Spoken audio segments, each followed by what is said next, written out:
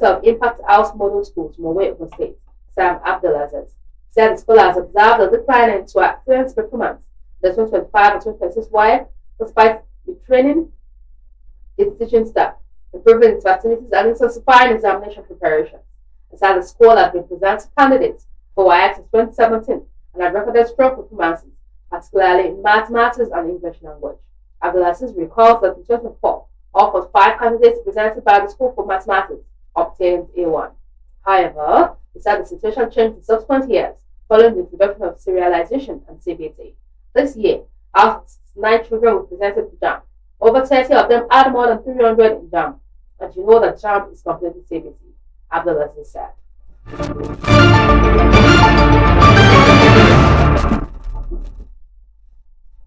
FG reiterates commitment to food security, job creation. The federal government has reaffirmed its commitment to tackling food shortages and unemployment in the country through agriculture and livestock development.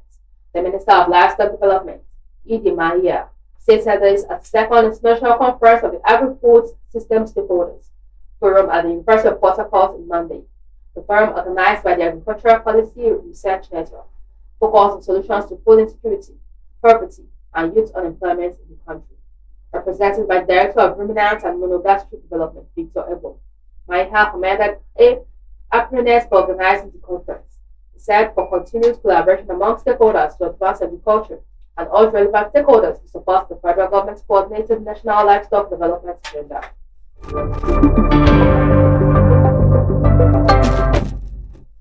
Buhari Estate Road. Amosu eats back at Abiodun.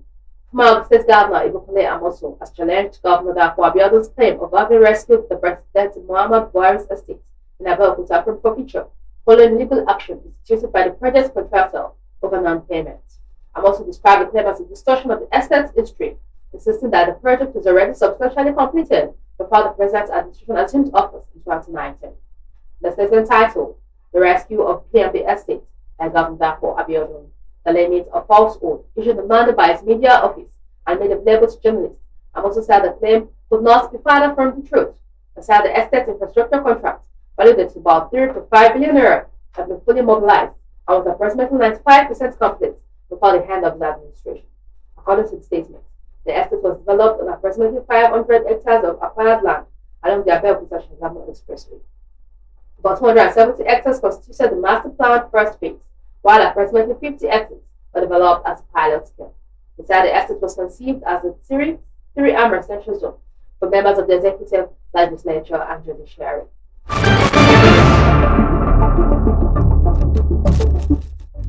Police arrest Ondo man for hacking murder to death. The Ondo State Police Command has arrested the man Samuel Akwade for allegedly hacking his mother, Mrs. Olufunke Akwade, to death in Ore, in the Odigbo local government area of the state.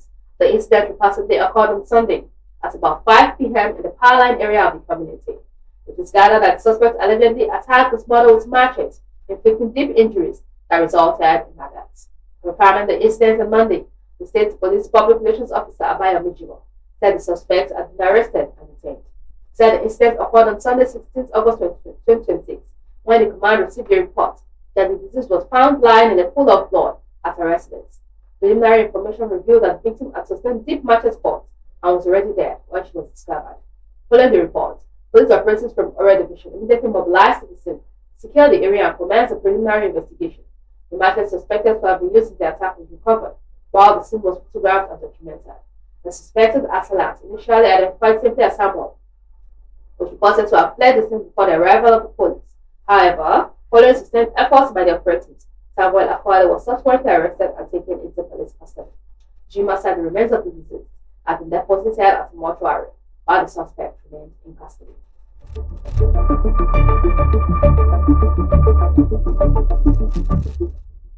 Sports. FIFA sacks top official after Infantino criticism. FIFA has parted ways with its chief operating officer, Kevin Lamo, less than 3 weeks after he publicly criticized President Gianni Infantino over an abandoned plan to sell a stake in a company that would manage the commercial and ticketing rights of FIFA competitions. FIFA confirmed on Monday that its working relationship with Lamo had ended, according to BBC Sport, which reported that the decision came after a criticism of the proposed FIFA Forward Enterprise Initiative.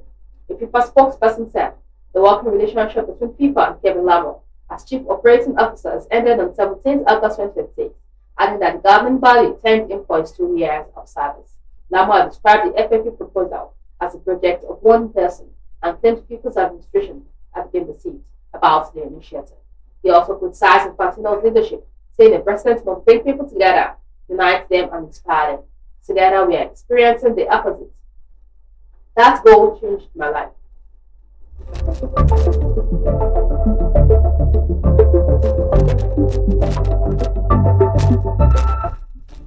That goal changed my life. Okocha recalls iconic solo strike against Oliver Kahn. Former Super Eagles captain Augustine Okocha has recalled how a famous solo goal against ex-Bayern Munich goalkeeper Oliver Kahn transformed his career while he was still at entrenched Frankfurt.